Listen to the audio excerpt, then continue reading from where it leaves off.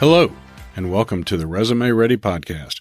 My name is Brian Schneider, and on today's episode, I'm going to discuss why it's important for you to write your resume the way an employer is going to read your resume. During the episode today, I'm going to expound on the message from the previous episode when I discussed why when you write your resume, you should begin thinking like an employer. First, though, I want to tell you that today's episode is once again sponsored by the great folks at Bradley Garrett Salon on Brookhaven Circle.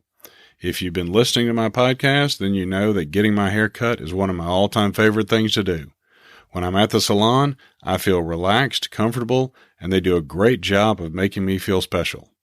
It's an excellent form of self-care, which I promise will boost your self-esteem and help you feel refreshed and restored. My family and our friends' families have gone to Bradley Garrett for years because the stylists know how to make you look and feel great.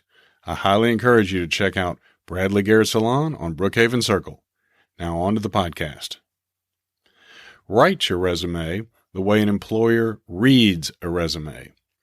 While researching how to create a podcast, I read Eric Newsom's book called Make Noise about how to create a podcast.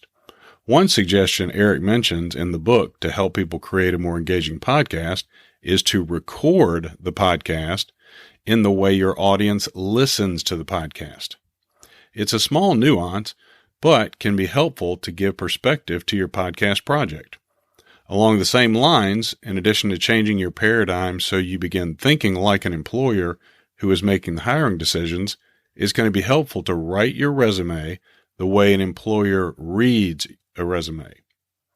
Start with the fact that the reader has an image in her brain of the ideal candidate to fill the vacancy. Your goal is to create a resume with sections and content which speak to all of the traits and characteristics she has in mind for the candidate. This will assuage her concerns about potentially making a bad hire. In other words, you want your resume to align with as many of those competency traits as it can. If possible, you want your resume to not only match the items she's considering for the open position, but you want your resume to go above and beyond, convincing her you would be an amazing candidate for the position. Why it matters.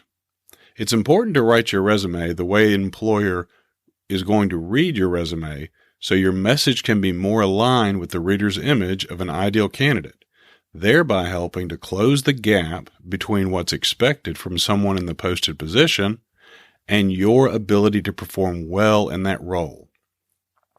By writing your resume in a way the hiring manager is going to read your resume, you'll give yourself a competitive advantage so you can win the interview.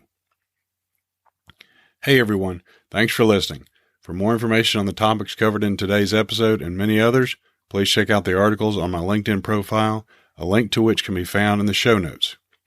If you feel today's episode was helpful, please consider sharing it with a friend and subscribing to the show. Tune in to Resume Ready next time when I'll be discussing the importance of having statistical awareness when you're writing your resume.